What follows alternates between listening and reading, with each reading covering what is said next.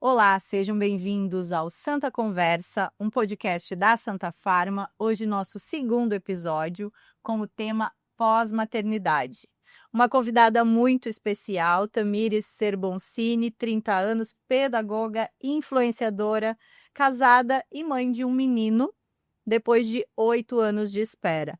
Para a gente iniciar, eu queria te agradecer, muito obrigado por aceitar nosso convite e estar aqui conosco e introduzir esse tema que é tão importante, tão relevante na vida de toda mulher, de toda mãe, enfim, de toda mulher. Entrando nesse universo da maternidade, Tami, quando surgiu para ti o teu desejo, assim, de ser mãe? Primeiramente, obrigada pelo convite. O Santa Conversa, né, a Santa Farma faz parte também da história da minha família, né, tá diariamente na nossa rotina, então quero dar também, né, um bom dia, boa tarde a todo mundo que está nos assistindo, não sei em que horário as pessoas estão, mas para responder essa pergunta, foi assim, eu casei muito cedo, na verdade fui morar junto, né, eu tinha 19 para 20 anos, então Bem jovem. foi bem jovem, né, eu ia fazer 20 anos. E aí no primeiro ano, nós moramos juntos, foi uma experiência, foi início de namoro, e isso aconteceu porque a gente morava em estados diferentes, então era uma necessidade para que desse certo. E aí o combinado era, morando 1 ano junto, vamos ficar noivos. Ficamos noivos, mais 1 ano junto, vamos casar, né. Então a gente tinha realmente um compromisso, nós casamos, e aí na nossa lua de mel, quando nós voltamos, a gente falou: "Acho que seria legal a gente começar a tentar a ter filhos". E aí foi a partir daí que começou todo o nosso processo, né, de tentativa de gravidez. E esse desejo sempre foi, assim, teu desde ali da adolescência? Tu já te via mãe, tu te imaginava mãe ou foi uma coisa que surgiu, assim, junto com o relacionamento? Não, eu sempre, na verdade, eu sempre sonhei em ser mãe, sempre foi o maior sonho da minha vida, algo assim, meu mesmo, sabe, não foi nada que alguém colocou em mim, ou que a sociedade impôs, sempre foi algo meu, eu sempre fui muito maternal. Eu acho que isso tem a ver também com a profissão que eu escolhi, que era ser pedagoga, Sim. trabalhar com crianças. Antes mesmo de eu começar a trabalhar com crianças na faculdade, né, quando eu comecei a faculdade, eu já fazia alguns trabalhos de babá, para filhos de amigas da minha mãe, coisas assim, porque eu realmente gostava. Então isso sempre fez parte de mim, querer ser mãe. Nossa, que bacana. Eu tenho que dizer o contrário, né, porque eu nunca me imaginei sendo mãe, hoje sou mãe de dois adolescentes, mas eu nunca me imaginei sendo mãe, então não foi nada programado, Uhum. não foi nada, muito ensaiado, né, aconteceu, eu sempre digo assim brincando, né, aconteceu, veio pra mim, vou criar, tá tudo É certo, meu. né. É meu, né, aceito o desafio, mas nunca foi uma coisa assim que eu não me imaginava, eu Sim, realmente não conseguia me ver nesse papel. E hoje a gente olha para trás e diz: "Nossa, né, como a gente consegue se adaptar às coisas quando elas vêm para nós". E Mayra, para você, a Mayra hoje junto conosco aqui para dividir um pouquinho da experiência também, né, com um bebê pequeno. Quando que surgiu para ti esse desejo de ser mãe? boa tarde para todo mundo. Então vamos lá, eu também, assim como a Tami, sempre tive, esse desejo de ser mãe. Acabei sendo mãe com 32 anos, né, eu tenho 34 agora, mas fui mãe com 32. Mas desde sempre eu acho que um pouco da questão da criação, da escola ali, a gente cria essas fantasias de ser mãe, né, e eu sempre quis, mas eu nunca programei e nunca disse assim: "Ai, com tantos anos", né. Enfim, tanto que eu e o meu marido, a gente já tá junto há 18 anos, é muito tempo, a gente brinca que podia ter um filho de 17 adolescente, né, eu tenho um sobrinho de 17 que podia ser nosso filho, mas também sempre quis ser mãe e o Pedro não foi planejado, né, na verdade ele não foi planejado, aconteceu, eu tinha parado de tomar meus medicamentos, meus anticoncepcionais, em função de um tratamento de enxaqueca, pra ver se era uma questão hormonal e acabou acontecendo, mas aconteceu no tempo que tinha que acontecer, né. E tu sempre imaginou também que seria simples, assim, engravidar? Que: "Ai, decidi ser mãe, agora nós vamos tentar e vai acontecer ali, sei lá, no primeiro semestre, no primeiro ano"? Não, na verdade, eu sempre soube que eu tinha síndrome do ovário policístico, né, que não é um impeditivo, não é algo que não vá te fazer ter filhos, mas é algo que dificulta. Então eu sempre soube isso mais ou menos desde os meus 15 anos. E quando eu decidir ter filhos, a gente já decidiu tecnicamente cedo, né, com 2 anos ali morando juntos, porque a gente já sabia disso, que poderia levar um tempo. Mas com certeza, eu nunca imaginei que 1 ano e meio se transformaria em 7 anos e meio, né, que foi mais ou menos o Nossa, tempo foram 7 pra anos e gente, meio. foi 7 anos e meio até eu engravidar. Então assim, realmente foi uma surpresa mesmo não sendo uma surpresa. Uma surpresa não muito boa. E em nenhum Deu momento, certo. assim, nesses 7 anos e meio ali deve ter passado por vários processos de tratamentos, enfim, várias frustrações, talvez no meio do caminho, né. Em nenhum momento tu pensou assim: "Ai, talvez isso aqui não seja pra mim"? Na verdade, assim, quando a gente fala de infertilidade, é muito complicado, porque é um assunto que é muito tabu. Isso sempre cai muito em cima da mulher, né? Eu acho que tem a ver com a sociedade, enfim, como funciona. No nosso caso, a gente começou a tentar engravidar e eu procurei uma médica por causa da SOP. O que eu acho que foi uma negligência até mesmo médica, porque era uma médica conceituada em São Paulo, eu morava lá na época, ela tratava muitas pessoas, assim, conhecidas, sabe? E eu escolhi ela a dedo.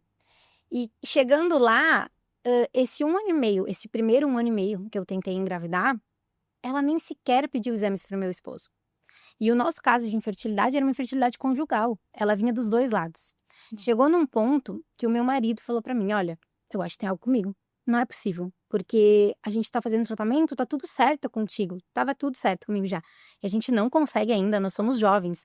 Na época eu acho que eu tinha, não lembro ao certo, mas eu tinha 21 anos, ele tinha seus 26 anos mais ou menos, então tinha algo errado. E de fato foi, eu mudei de médica e no primeiro exame que ele fez, já deu que ele também tinha infertilidade. Então era uma coisa que não ia dar certo se não soubesse tratar dos 2 lados, né, se não Sim. fosse a fundo. E isso acabou fazendo com que demorasse muito mais, com que a gente se frustrasse muito mais e sofresse muito mais também, principalmente eu. Eu acho que a gente, que é mulher, muitas vezes, não era o teu caso, mas muitas de nós, a gente tem uma coisa meio maternal, de sonhar com aquilo, e como é a gente que tem o período fértil, ou que a gente faz o teste, cada mês era um sofrimento quando pegava um teste ou quando a gente, né, não ficava menstruada. Então, assim, são assuntos que são muito tabus na sociedade e eu acho importante falar, porque eu acho que cada mulher ela deve ter o direito de escolher lidar com a infertilidade da maneira que ela deseja. Eu optei por lidar mais sozinha.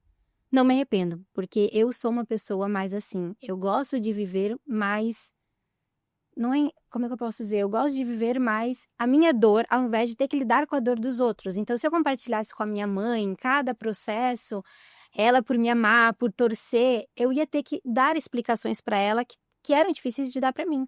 Só que eu sei que eu tenho amigas que passam por isso e que elas precisam sentir este apoio, sabe? Ter alguém ali para compartilhar e que isso é positivo. Então, eu acho que se a sociedade, as pessoas, enfim, os médicos mesmo estivessem mais preparados para, né, falar sobre isso abertamente, cada um se sentiria mais confortável para falar, quem precisa buscar ajuda e quem resolve, né, viver um pouco mais recluso esse momento, eu acho que seria uma coisa muito mais confortável para todo mundo, mais fácil. E o que doeu mais nesse processo, Tami? O teu corpo não responder ali às tentativas ou o julgamento, o silêncio das pessoas com relação à expectativa que se cria nesse momento? Eu acho que, na verdade, como eu disse, eu resolvi não compartilhar com muitas pessoas. É natural a gente compartilhar com os pais, né, irmãos, porque são pessoas muito próximas. Então, quando a gente decidiu começar as tentativas, a gente falou para a família, né, ai, vamos tentar tudo. Só que, como eu já sabia, eu já falei, ó, acho que vai demorar, não criando expectativas, tudo isso. Até uma forma, eu acho que também é uma forma um pouco de autodefesa, sabe? Sim, Eu acho que isso é um preservação, pouco né? meu. Eu gosto de ver as coisas e contar quando elas já estão encaminhadas, né, mas como era uma coisa muito boa, a gente compartilhou no início. E assim foi. Lidar com a nossa frustração, às vezes, é muito difícil. E lidar com a frustração das pessoas também, porque as pessoas, elas nos querem bem, né, é natural. O estranho seria se não perguntassem, se não se interessassem.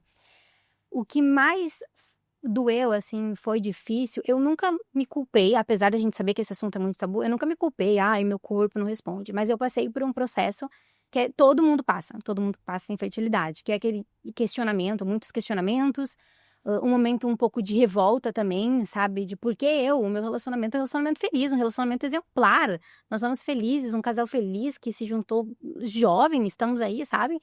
Então por quê? Por que não eu? Eu passei por todos esses processos, foram 7 anos e meio. Mas os primeiros anos, eles foram muito mais difíceis. Porque é quando fica aquela expectativa. O que eu tenho? Eu preciso descobrir o que eu tenho. Será que um dia eu vou conseguir?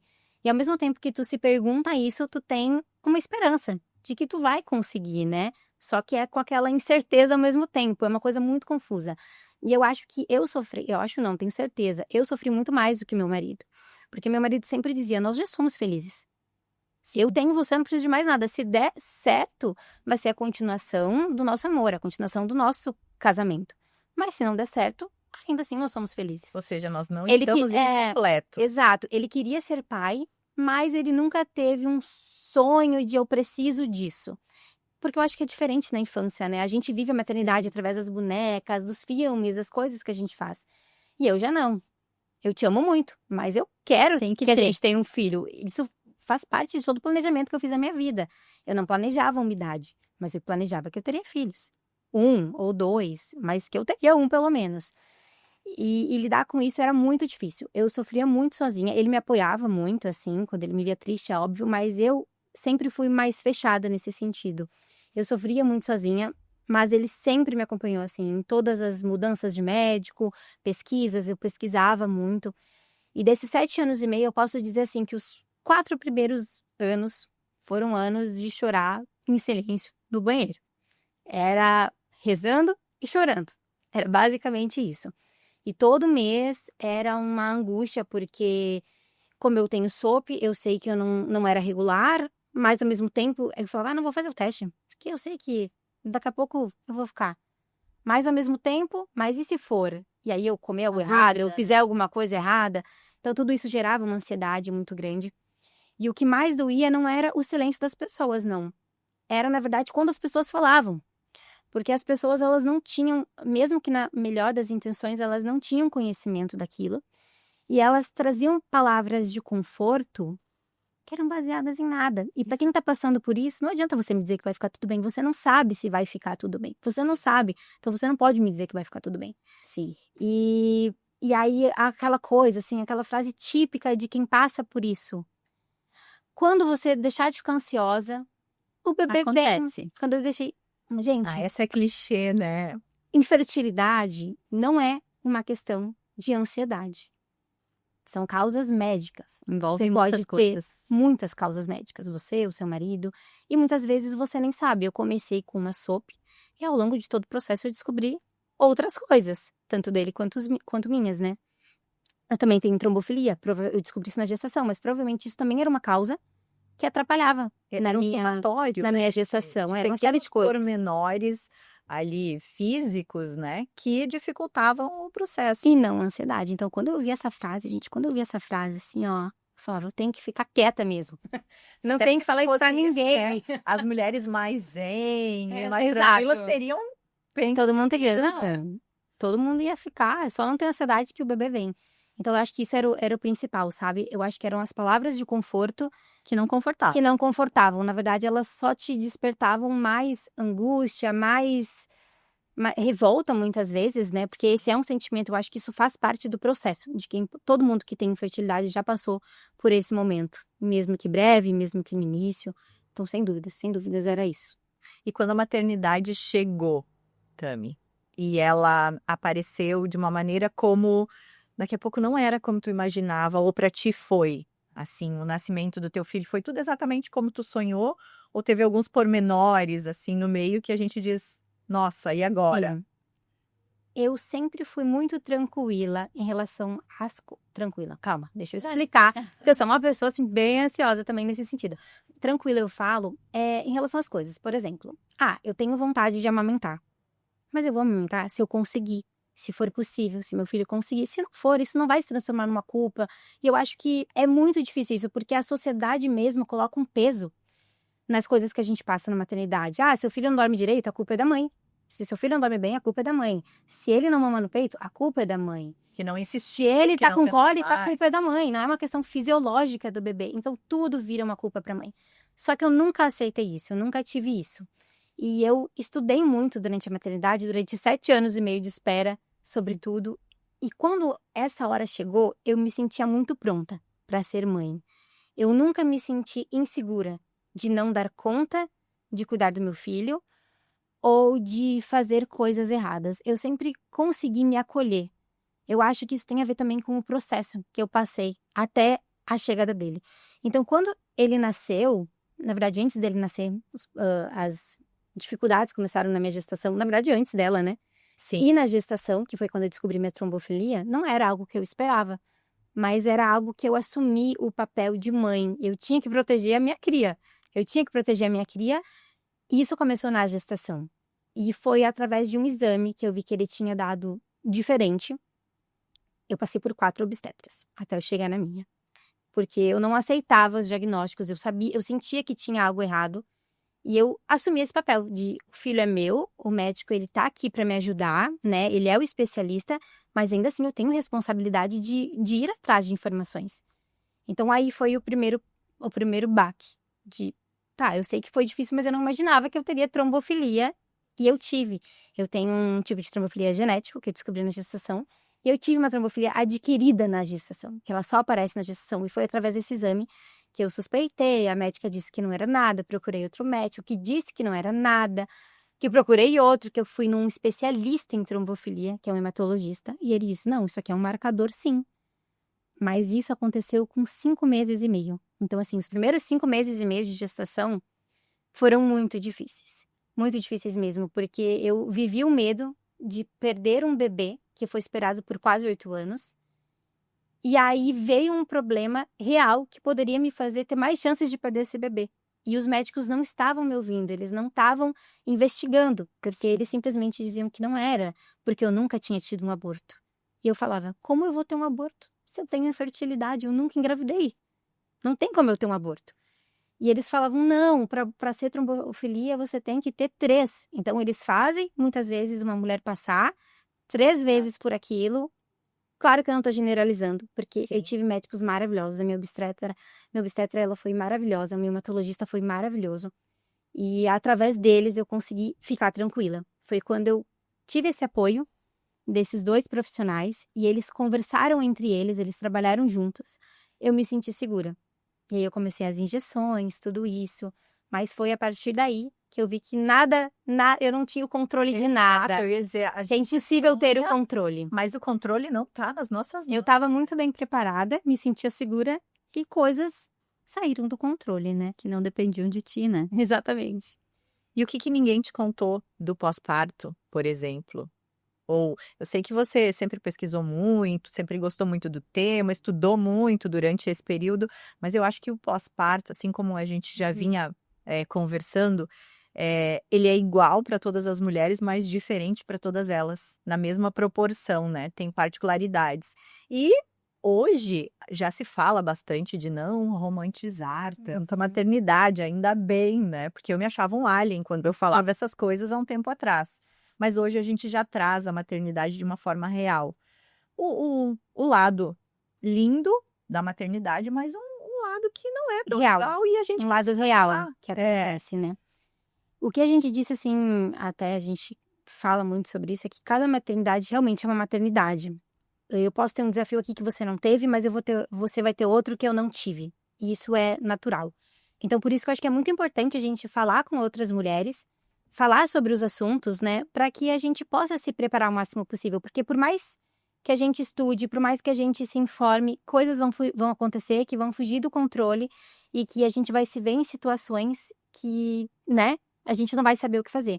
O pós-parto, eu sempre ouvi dizer que era muito difícil, era um momento, só que eu nunca imaginei que ele fosse tão intenso. Eu vivi um pós-parto, assim, muito intenso. Foi bom, mas ao mesmo tempo foi difícil. Eu fiquei muito sensível. Eu não tive nenhum diagnóstico, mas eu acredito que eu tenha tido aquele baby blues que eles falam. Eu fiquei muito sensível, então meu marido me falava alguma coisa, eu já queria chorar. E não fala isso, e não era nada demais, gente. Não come isso, não, era coisas do tipo, não desce da cama rápido, você acabou de passar por uma cirurgia, eu tive cesárea, né? Sim. E como eu tava me sentindo muito bem no meu pós-operatório, no segundo dia eu descia da cama rápido, eu fazia tudo. E não façam isso porque eu tive um pontinho que abriu. Porque eu realmente me sentia bem, só que eu ficava sensível quando me falava alguma coisa. E do pós-parto, assim, eu realmente fiquei muito mais sensível do que eu achei que a mulher ficava. Na minha família, minha mãe não me relatava tantas coisas do pós-parto. Eu acho que também é uma coisa distante da época dela, né?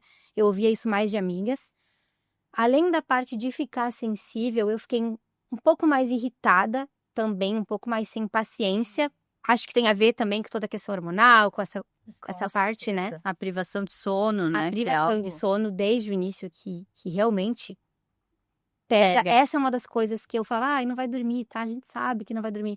Mas não vai, eu não dormi. Eu sei que tem mães, amigas minhas, que dormem muito bem, que o bebê dormiu muito bem, mas não foi meu caso. Meu caso foi bem Eu difícil. tive essa experiência também. Foi bem difícil, mas assim, a parte mais difícil pra mim do meu puerpério, não só do puerpério, mas de todas, se me perguntarem assim, qual foi a parte mais difícil da sua gestação? Sem dúvida foi a amamentação. Foi muito difícil pra mim. Foi muito difícil pra mim por vários motivos. Primeiro, porque eu tinha muito leite desde sempre, desde a gestação.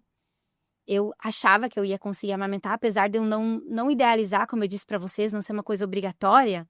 Era uma coisa que eu imaginei que ia dar certo, né? Eu tinha muito Fosse leite, fácil. o bebê vai vir, vai mamar, e não deu. Doía muito. O meu bebê, ele não conseguia fazer a pega certa. Eu tive ajuda, procurei profissionais, mesmo assim não tinha. E somente depois que eu fui saber o porquê, que ele tem a PLV, tinha a PLV, né? Não tem mais.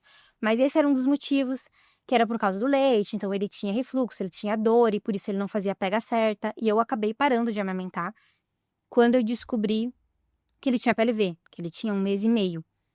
E apesar de ser difícil, a amamentação, que foi muito difícil pra mim, a gente tem uma coisa muito romantizada, né? Da Total. amamentação. E eu sei que muitas mães, elas têm medo de dizer, eu senti esse julgamento, de vai, você consegue, depois fica bom. E pra mim não foi uma realidade, sabe? Eu respeito as pessoas. Eu acho que o ideal seria a gente conseguir amamentar os bebês. Seria o melhor Perfeito. para a saúde dele. Esse seria o mundo ideal. O que que eu fiz dentro da minha possibilidade? Eu sempre falei pra vocês, eu não me culpava, eu sempre me acolhi. Então o que que eu fazia? Eu tirava com bombinha. Eu passava o dia inteiro tirando leite com bombinha. Até que chegou um dia com 1 mês e meio, né, perto de eu descobrir a PLV, que eu já não tinha mais tanto leite, porque o nosso cérebro começa a entender que a bombinha, que não precisa de tanto, porque o estímulo da bombinha, ele é diferente da sucção do bebê. Sim. E aí foi isso, assim, mas essa sem dúvida foi a parte mais difícil. Não só do puerpério, mas de tudo, do início. Você sabe que eu, quando tive o meu primeiro filho, eu sempre digo assim, o meu pós-parto, ele começou no dia em que eu também fiz cesárea. Então, na época, porque ele já tem 17 anos, na época se ficavam 2 dias no hospital depois da cesárea. Hoje já tá bem mais tranquilo de um dia para o outro, já se tudo correu bem, as mãezinhas já vêm para casa, né? E eu fiquei 2 dias lá, então enquanto estava lá, tudo certo, sendo auxiliada pelas enfermeiras, mãe, visitas, né? O pai, todo mundo presente ali. Então, estava tudo tranquilo dentro do que eu imaginava. No momento em que eu saí, eu me lembro até hoje, assim, é uma cena que eu sempre digo assim, ó, ela fica vívida na minha mente. Segurando aquele bebê. Era uma porta de abrir e fechar do hospital. A porta abriu. Eu com aquele bebê nos braços. Olhei para fora, para a rua, para a vida. Eu imaginei. Que eu vou fazer? Exatamente, imediatamente o que veio na minha mente foi: e agora? O que que eu vou fazer com esta criança para sempre? Porque só me vinha essa frase, para sempre, ou seja, nunca mais eu estarei sozinha. Isso é para a vida. E ali pegou bastante, assim, para mim, essa questão principalmente da responsabilidade. Eu me enxerguei como responsável por uma vida e aquilo ali, para mim, mexeu muito. Então, eu me culpava muito ali de qualquer coisa que desse errado ou que não saísse de acordo com o que as pessoas, não era nem o que eu Esperavam, era. o que as pessoas esperavam. E o meu filho maior, ele não dormia. Ele simplesmente não dormia. Depois, com 3, 4 anos, a gente conseguiu diagnosticar ele, por ele ser autista, ele tinha um sono completamente irregular. Na verdade, ele não tinha sono, ele cochilava de 20 em 20 minutos no nosso colo. Então, a gente fazia revezamento lá em Isso até casa. os 3, 4 anos? Até hoje ele não dorme, mas até os 3, 4 anos ele dormia dessa forma. Então, eu tive uma privação de sono absurda. E aí, Eu acho que uma das partes mais difíceis, assim, mentalmente, psicologicamente falando pra mãe, eu acho que não dormir é difícil, porque a gente tem uma sensação, eu tinha essa sensação, de viver num looping eterno. sim, Eu tenho isso até hoje, são às vezes. no cronômetro do Às relógio. vezes, o Gil, que é o meu bebê, ele dorme, e eu falo, vou viver, vou viver. Aí meu marido fala, nossa, mas tu tem que dormir daqui a pouco, tá cansada, o que que tu tá fazendo acordada? É 11h30 da noite. Tenho que viver. Porque 5h30 da manhã, daqui a pouco, na verdade, que 3 horas ele tá me acordando pra mamar. 5h30 eu tenho que começar. E se eu começo sem ter vivido, sem ter lido alguma coisa, assistido um filme, sem ter tomado um banho, arrumado o cabelo, qualquer coisa que me dê a sensação de que eu tô fazendo algo pra mim. No outro dia, eu já. Tu volta pra aquele looping, sabe? E é uma coisa que parece não ter fim. Não que a gente queira que tenha fim, ninguém quer que tenha fim. Todo Sim. mundo ama o filho, mas pra gente estar bem pra eles, a gente precisa estar bem pra gente, né? Mas a gente quer poder dar aquele pause, Exato. né? Aquele pause. Pausa tudo isso aqui, É. deixa só eu viver quietinho um período, depois tu dá play de novo. né? Exatamente. É uma sensação de fugir um pouco daquela rotina. De eu acordo, eu faço mamar, eu faço café, eu brinco, eu levo pra rua. Porque tudo isso é muito bom. Mas é bom a gente ter um tempinho pra gente também. E a gente só Sim. consegue ter esse tempinho normalmente quando o bebê tá um pouquinho maior. Quando ele é recém-nascido, ali os primeiros meses, É só se dele. permita ser dele, se doar, porque ele precisa, né? Com Esse momento é dele, nesse início. E aí a gente volta a ter os nossos momentos, que são muito necessários também, né? São. E pra ti, Mayra, como foi o pós-maternidade? O que ninguém te contou e que tu descobriu sozinha a duras penas? Olha, na verdade, o meu pós-maternidade, ele foi bem diferente, porque o Pedro, ele acabou nascendo prematuro. Ele foi um prematuro não extremo, ele nasceu com 36 semanas, mas foi no susto, tava trabalhando, enfim, tive um pico. 36. Tive um pico de pressão, minha pressão simplesmente não baixou. Fui na minha médica final do dia e ela disse, Mayra, olha só, me examinou e disse assim, cesárea amanhã de manhã. Porque tá caindo o batimento dele, então, além da tua pressão tá subindo, né? Eu tava tomando medicação, não tava controlada. Nem dormiu. Nem Não. dormiu, né? Depois disso. E ela falou várias coisas e eu já não tava mais assimilando. Eu me lembro que eu saí, fui pra farmácia e disse... E eu só chorava. Tinha uma cliente até no balcão e eu olhava pra Mana e eu dizia... Ele vai nascer amanhã? Como que ele vai nascer amanhã, né? Tipo, tinha no mínimo 4 semanas ainda, né? E, enfim, e aí ele nasceu.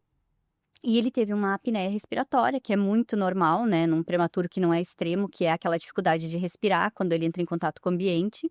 E ele foi direto pra UTI, né? Pra UTI NEL. E o que mais me doeu, assim, daquele momento, porque a médica disse, eu vou reservar uma UTI pra ele, porque pode ser que ele precise. Mas na hora eu não escutei nada disso, né? Eu tava tão nervosa. O que mais me doeu, que pra todo mundo é uma coisa, assim, tranquila, né? De ganhar o bebê ali, é tirar aquela fotinho do pai, da mãe, do bebê, na hora que nasce. E eu não consegui nem ver ele direito, porque a médica tirou, levantou ele e disse, ai, Mayra, olha aqui, lindão, cabeludo, né? Só que eu vou passar pro pediatra pra ele examinar, então eu já vi que tinha alguma coisa errada. E daí de lá ele foi pra UTI, passou 8 dias na UTI. E o meu pós, eu fiquei 4 dias no hospital acompanhando ele, e aí eu fui pra casa, tipo, ganhei alta, né? Só que aí pra mim foi aquela coisa, eu entrei com o bebê e eu tô saindo sem ele. Sim. Foi uma sensação que eu não sabia explicar, né? Era ao mesmo tempo que eu tava feliz, que eu sabia que ele tava bem assistido, né? Ele tava muito bem, ele tava só, na verdade, em observação. Eu fui pra casa sem um bebê, com leites no peito, onde eu não podia amamentar porque eu não tinha um bebê, o bebê tava longe de mim, então foi uma coisa muito louca. Eu disse esses primeiros 8 dias, assim, até que ele ganhou alta, eu ia no outro dia de manhã, passava o dia no hospital, amamentando, né? Foi muito, muito louco, muito intenso. Nada disso eu imaginava. A gente falava, às vezes o nenê pode nascer antes, tem que cuidar. Mas, tipo, não era uma Imagina que vai possibilidade, acontecer. né? Não era uma possibilidade. E aí, quando eu cheguei em casa com ele, eu tinha muito medo. Eu tinha o trauma, eu acho que de toda mãezinha de prematura, assim, que passa por UTI, que é aqueles bips dos monitores. Eu não conseguia dormir porque quando eu tava lá com ele, apitava, caía a saturação, ou caía a oxigenação, ou ele não tinha algum reflexo, começava a apitar aquele monitor. E eu pensei, como é que eu vou vir pra casa sem monitor? Como é que eu vou saber como é que ele tá do meu lado, né? Então, acho que os primeiros dias foi muito medo, muita insegurança, né? De pensar, meu Deus, eu tenho que cuidar, né? Dele como se ele estivesse lá. E por mais que tinha minha mãe, minha irmã, todo mundo junto, de noite é a gente e a gente, né? E essa parte, assim, também, a gente não espera ter um bebê prematuro, um pouquinho antes do tempo ele ter que ficar na UTI. Mas essa parte, assim, depois de vir pra casa, eu acho que o medo, ele se torna constante, né? Eu me lembro até o primeiro mesinho dele, assim, ele dormia, eu botava ele dormir quase de pé, porque eu tinha medo dele se afogar, né? E até que foi passando isso, eu disse assim, nossa, nunca imaginei, né? Nunca imaginei que ele pudesse nascer antes e que fosse dessa forma. Porque quando a gente não tem uma experiência, não tem ninguém próximo que tenha passado por isso, o medo se torna constante. Então não tem nada de romântico, né? Nada de romântico. Uma vez me falaram uma frase que é muito verdade, que é depois que você tem um filho, você nunca mais vai sentir medo. Parar de sentir medo. É pra sempre. É constante. É muito verdade, porque eu sentia medo de não ter, eu sentia medo durante a gestação, que eu acho que é uma coisa bem natural das mães, eu sentia medo do parto, que eu tive muito medo do parto, eu sentia medo depois de algo acontecer com ele, de deixar ele, por exemplo, a minha mãe é uma pessoa que sempre foi minha rede de apoio, que sempre cuidou dele bem, mas eu sou mãe, eu tenho que saber de tudo que tá acontecendo, sabe? Então o medo, eu acho que ele vai pra sempre com a gente depois que a gente tem um filho. Não, e em todas as fases, né, Tami? Tipo, a amamentação também não conseguia amamentar o Pedro, né? Porque como ele ficou na UTI, eu até amamentava ele lá, mas ele precisava ganhar peso, não tinha uma produção de leite, então eles davam um complemento. Quando eu cheguei em casa, eu tentava, mas, né, enfim, ele não queria. E também, acho que eu tentei 15 dias e desisti, disse, não, melhor pra ele é fórmula, ele precisa, né, ganhar peso, enfim. E o medo é constante, é o medo de ganhar peso, é o medo de não fazer cocô, porque daí com essa questão de fórmula ficava constipado.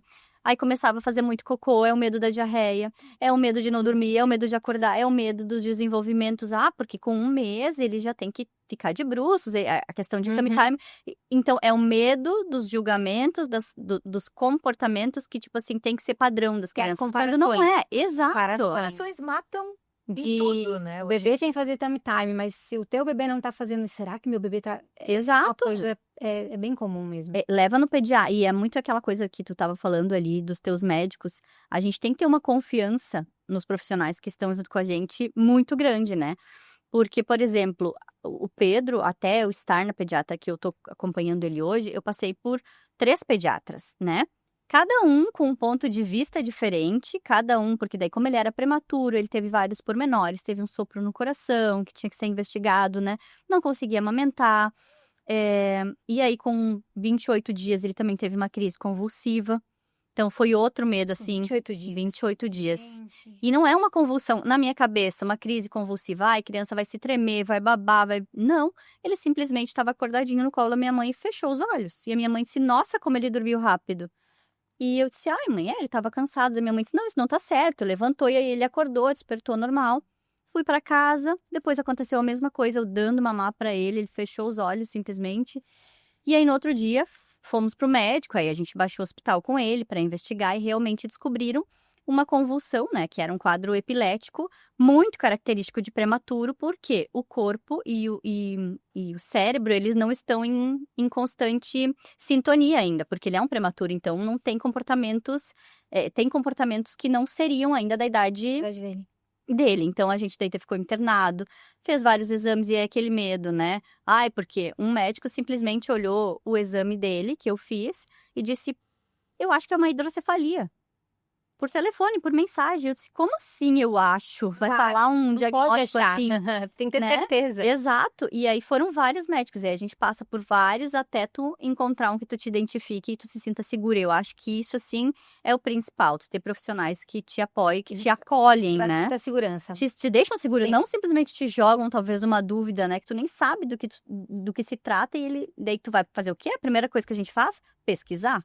Né? E às vezes é pior. é Às a vezes pior. é melhor, mas às vezes é Nessa era da tecnologia e da inteligência artificial, olha, eu vou dizer que eu acho que é pior. Porque aí, de uma dúvida que você tem, surgem inúmeras.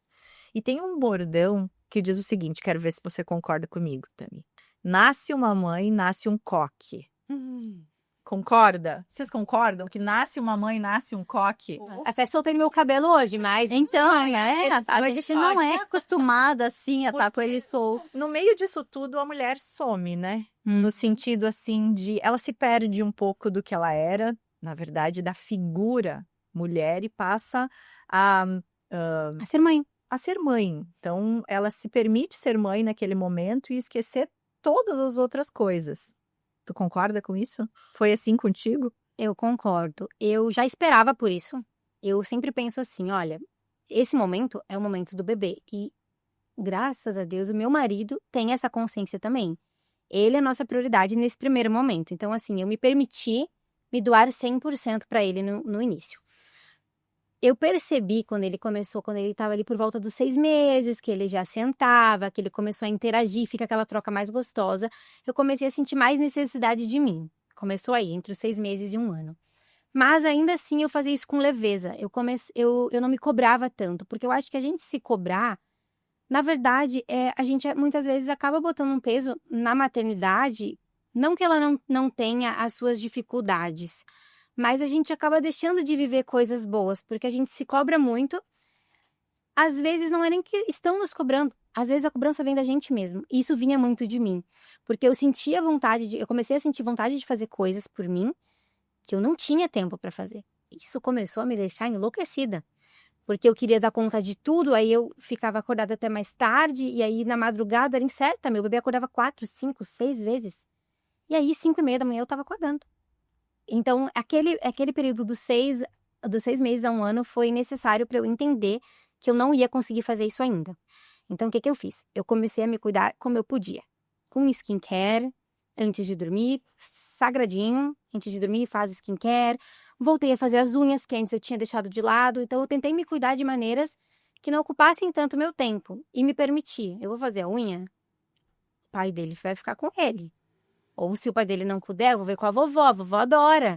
Então, a vovó sempre está disposta. A minha mãe é assim, né? E aí eu comecei a fazer isso, porque mesmo a gente sabendo que tem alguém cuidando muito bem do nosso bebê, o pensamento nunca sai. Pelo menos, eu penso no Jordano o dia inteiro. E essa é a maior dificuldade, porque até mesmo quando eu tô com uma rede de apoio ótima, eu vejo alguma coisa que me lembra ele. E às vezes a gente deixa de viver o momento, né? Pra pensar o que tá acontecendo. Uhum. Só que quando ele fez 1 ano, eu falei, olha, agora eu vou tentar fazer academia. Gente, nunca fiz academia. Nunca gostei de fazer academia. Eu não sou nada fitness, nada. Mas eu comecei, tentei, durou 1 mês e meio. Eu falei, não, tá me fazendo bem, mas eu vou fazer em casa.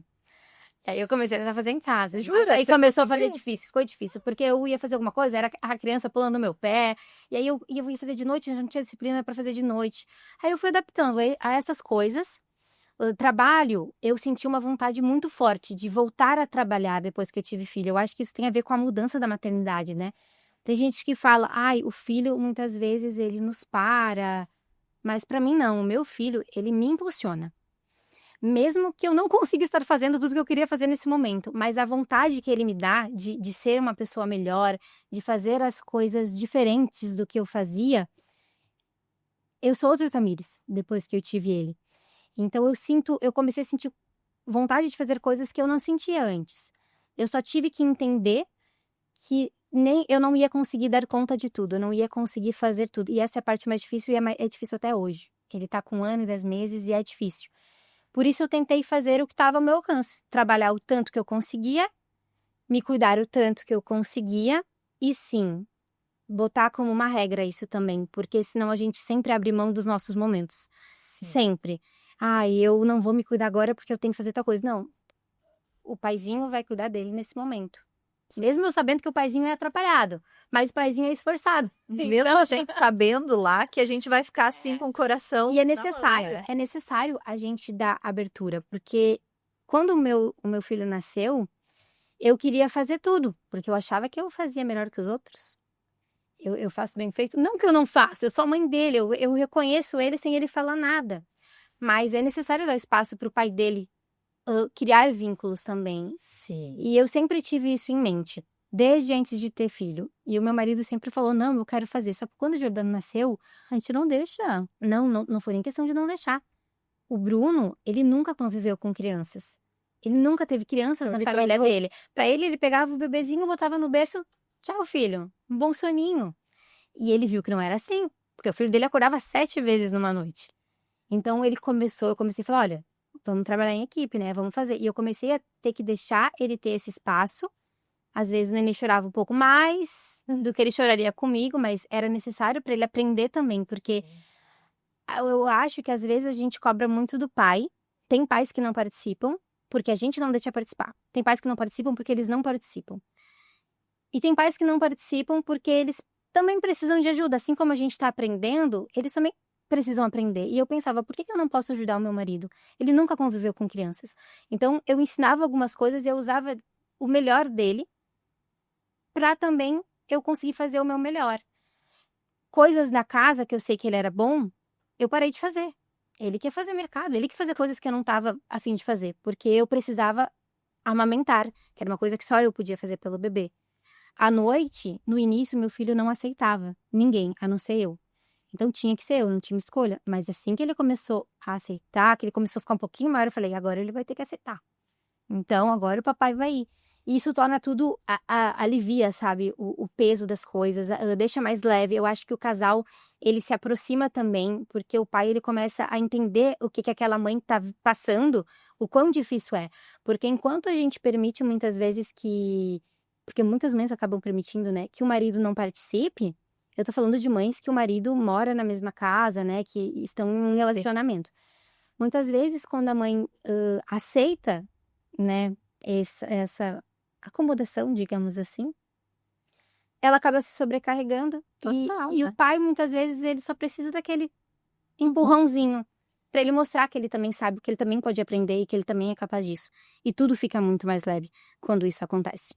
Você sabe que, graças a Deus, essa parte eu sempre soube delegar muito bem, assim, até demais, né? A minha mãe, às vezes, que dizia, ai, mas eu acho que isso quem deveria estar fazendo é você não deveria deixar o Marcelo fazer. Digo, mãe, sempre dizia para ela, mãe, ele é pai e ele vai saber fazer tão bem quanto eu, então tá tudo certo, deixa, né?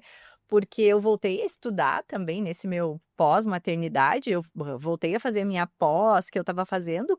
O Bruno, que é o meu segundo filho, tinha 6 meses. E aí era uma pós à noite. Então ele ficava nesse período ali com o Marcelo e estava tudo certo. Eu chegava às 11 horas da noite, ele já tinha dado jantinha, ele já tinha dado banho, ele tinha posto dormir. E para mim estava tudo certo, né? A minha mãe toda insegura, mas faz parte, eu acho que até da personalidade de cada um, né? Eu acho que ele só não vai saber fazer no início. Conforme ele for fazendo, ele vai aprendendo, ele vai Sim. ficando melhor Ele nisso. vai ficando bom. Tanto que lá em casa chegou num ponto que quem põe o bebê pra dormir é o meu marido, né? Que ele, papai, leite, ele deita na cama, espera o pai dele ir, e ele sabe que ele vai dormir com o pai dele. E é incrível como ele dorme muito melhor com o pai dele. A gente sempre reveza nas madrugadas. Então, assim, se é uma madrugada que o pai dele vai dar uma mamá dele, o pai dele sai do quarto com ele acordado. Ele vira e dorme imediatamente. Se sou eu fico lá às vezes 3 horas, 2 horas, sabe? Então, meu marido foi muito bom isso, porque quando ele começou realmente a aceitar mais o pai dele, eu acho que no início, não é que ele não aceitava, tá, gente? É porque como ele tinha PLV, ele chorava muito. E eu era mais desenrolada com a questão de engasgo, de acalmar. Eu acho que, assim, nos primeiros 3 meses, eu tenho período de esterogestação. O bebê não sabe que ele nasceu ainda.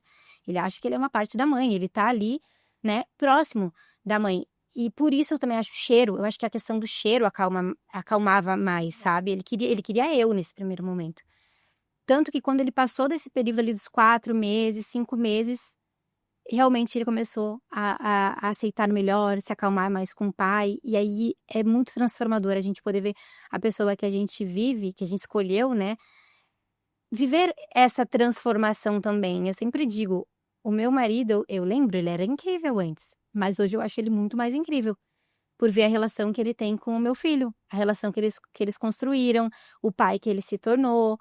Não que ele seja perfeito, porque eu também não sou perfeita, né? Mas eu acho que tudo isso faz com que o relacionamento do casal, que é uma coisa que também não se fala muito, mas quando um filho chega, esse relacionamento muda muito. Nossa, Ele passa por várias completamente. etapas. Pro meu relacionamento hoje, ele tá num momento melhor.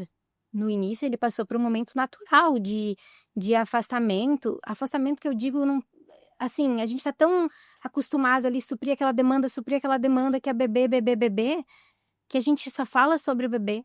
A gente Só tem assunto de bebê. só tem a gente fica estressado e muitas vezes acaba descontando um no outro por causa do estresse, né? E é muito importante essa parceria. E a primeira vez que vocês tiveram um momento só de vocês, sem o bebê, logo depois ali, o assunto em pauta não era só bebê? Até hoje. Vocês olharam, não Até é? hoje a Não gente lembro fala só sobre bebê, isso. viu?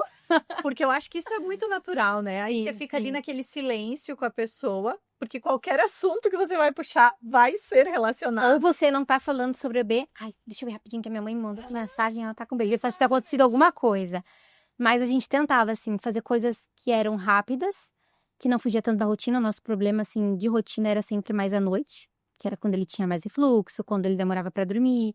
Ele queria dormir comigo, às vezes nem com a minha mãe, ele pegava no sono, ele esperava, às vezes, sabe, voltar. Então a gente tentava almoçar fora, ter um momentinho, mesmo que rápido, um momento nosso, ali. Sim. Mas isso das conversas, gente, olha, bebê, depois que tu tem filho, o filho, ele volta, ele sempre volta. Em algum momento da conversa, o assunto volta pro filho. É normal, né? E o que mudou, Tami, no teu corpo, assim, que mais te pegou emocionalmente quando a gente fala de pós-maternidade? Porque a gente se vê completamente diferente no espelho, né? Eu engordei muito, mas não só na gestação. Na gestação eu engordei o que era previsto. Eu fui numa nutricionista, fiz acompanhamento, eu engordei 11 quilos na gestação. E era previsto eu engordar isso, somente isso, eu me cuidei muito, porque eu tinha chances de ter pré-eclâmpsia ou diabetes gestacional. Não tive, mas eu fiz tudo certinho também para evitar ter. Mas esses anos todos de tratamento com hormônios, eles me fizeram ganhar muito peso. Tanto que eu comecei um processo de emagrecimento agora, há 1 mês e meio atrás, que eu já perdi 6 quilos, 6,5 quilos. Nossa, bastante. E ao todo, desde que eu comecei a tentar engravidar, até eu ter o meu bebê ali, né, o pós também, eu emagreci no pós, engordei de novo, emagreci, engordei, eu engordei 14 quilos. Então isso foi muito ruim. No período de tentante, eu botei em mente que era por algo maior. Então eu não me cobrava tanto. Uhum. No período de gestação, eu me cuidava não por causa de cor, mas por causa do meu bebê, Saúde. por causa de saúde. Então eu também me permiti. No pós, também me permiti. Até que ele fez 1 ano, que eu fui pra academia tentar emagrecer. E eu falei, não, agora tá na hora de mudar, porque agora realmente já. Eu Começou tô a me ficar incômodo. incomodando. Eu comecei a sentir na minha saúde mesmo, como se eu tivesse envelhecido há alguns anos. Mas não é um envelhecimento natural, uma questão de saúde mesmo, Acelerado. sabe? Fazia exames de sangue, meus exames davam alterados, muito alterados, porque eu era uma falsa magra. Eu parecia magra, mas eu não estava magra, eu estava 14 quilos acima do meu peso.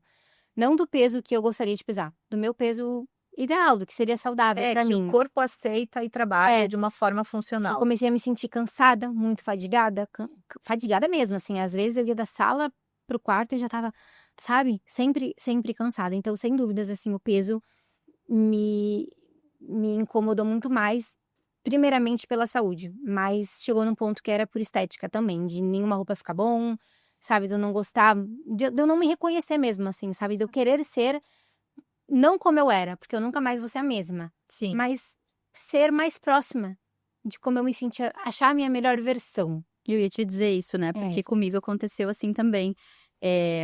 Quando são 3 fases, 3 pessoas, né? Quem eu era quando eu estava grávida e quem eu me tornei depois que o bebê nasceu, né? Porque quem eu era antes de estar grávida nunca mais será a mesma, né? Eu digo, em questão de gostos, de corpo, né? Eu também engordei muito, eu engordei 20 quilos na gestação. Nossa, bastante. 20 quilos. Tá, ganhei de vocês duas, eu engordei 31. Gente, Sim. sério? Sim, 31 Muito, quilos, muito, muito. muito. 31 quilos na primeira e 30 Mas tu na engordou segunda. porque tu se permitiu comer muito ou porque tem gente que engorda mais por genética mesmo, né? Cara, eu acho que eu engordei por genética, porque eu comia as mesmas coisas, mas eu tive muita retenção de líquido líquido. também. Então, Eu não tive, foi só nos finalmente ali, coisa dos 10 últimos dias que eu enchei. eu tive muita retenção, então muito era líquido. Eu era redonda, assim, eu andava que nem uma bolacha, tava tudo certo, né? Final da gestação, gente, ai, eu não aguentava mais, assim, eu amei estar grávida. Nos últimos 15 dias, eu falava, tá na hora de sair. A minha barriga doía, começou a doer embaixo, pesada, não tinha jeito de dormir. Pra dormir, gente, era uma tortura. Eu tive muita insônia na gestação. Depois no segundo trimestre, eu comecei a ter muita insônia. E aquilo me deixava muito angustiada, sabe? Então, assim, nossa, eu queria que o bebê nascesse.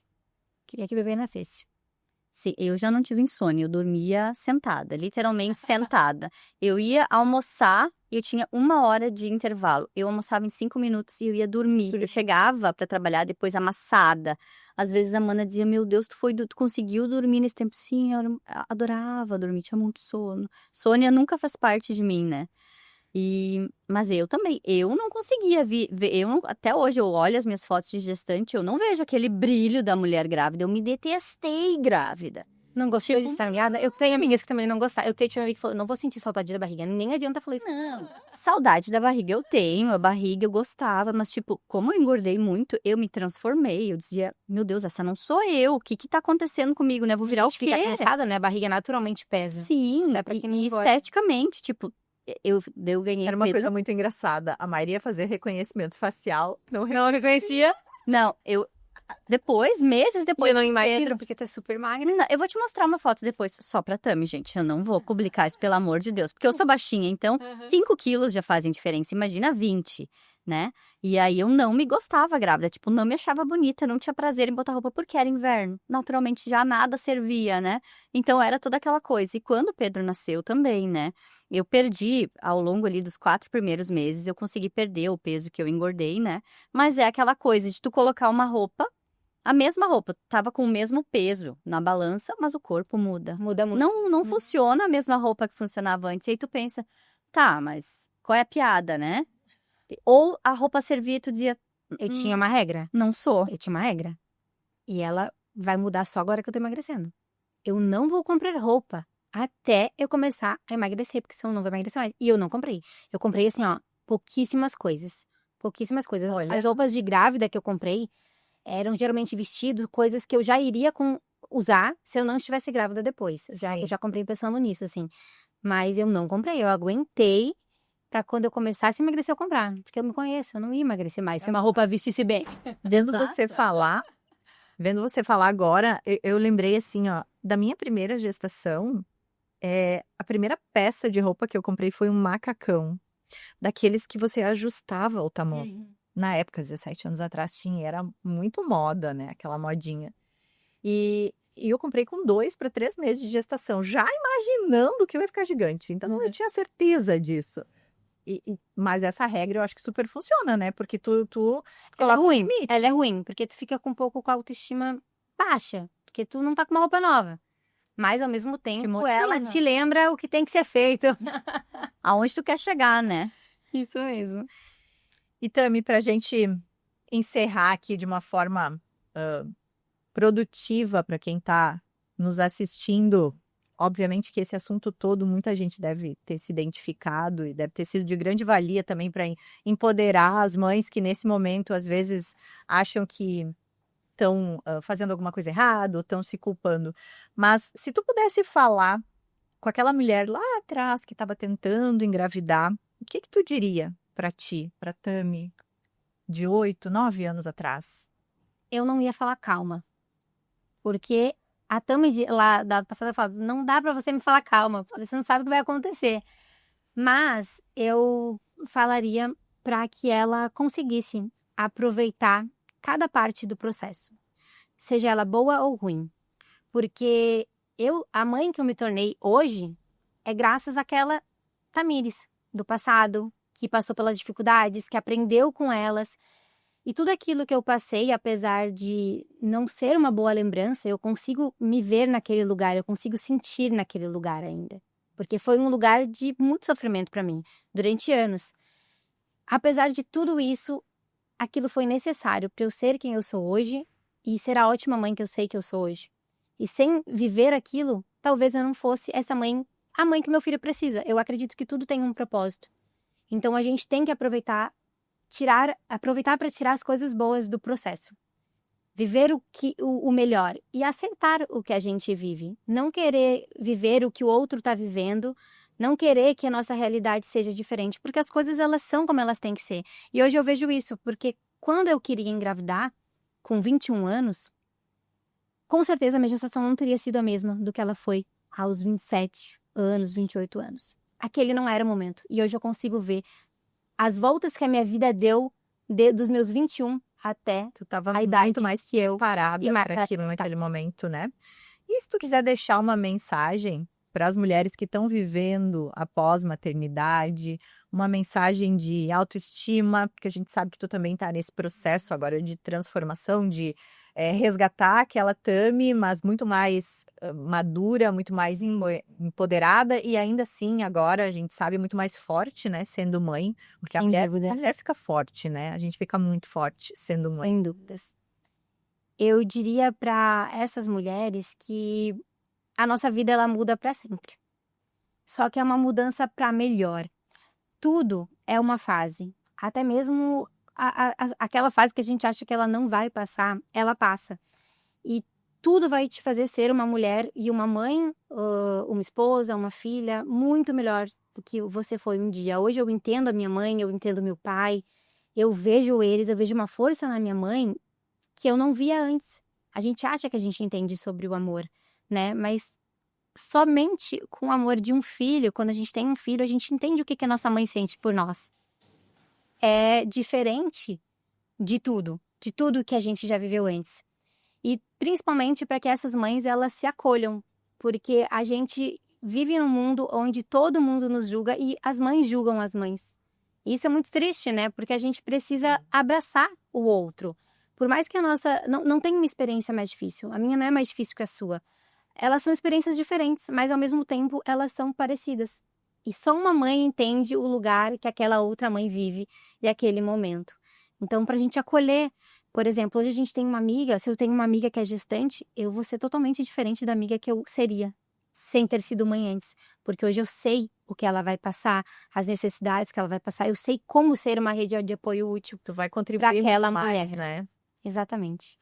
Tami, muito obrigada por essa conversa gostosa, por Eu que agradeço. dividir todos esses momentos que foram bem impactantes, né? Porque a gente sempre acha que a nossa história é a mais difícil, a nossa foi a mais conturbada, mas compartilhando e tendo essa troca, a gente percebe o quanto os teus desafios foram diferentes dos meus e o quanto eles foram difíceis para ti, da mesma forma que os meus foram para mim. E só assim a gente consegue realmente se apoiar e a gente consegue se ajudar enquanto mães, enquanto mulheres, né? Exatamente. Muito obrigada pela tua disposição, pelo teu tempo. Com certeza, quem ainda não segue a Tami, segue ela lá no Instagram. Ela compartilha muita coisa legal do dia a dia, da rotina. Ela pode sempre trazer conteúdo diferente e necessário para o teu dia a dia. E nós nos vemos no terceiro episódio, lá na primeira quarta-feira de fevereiro.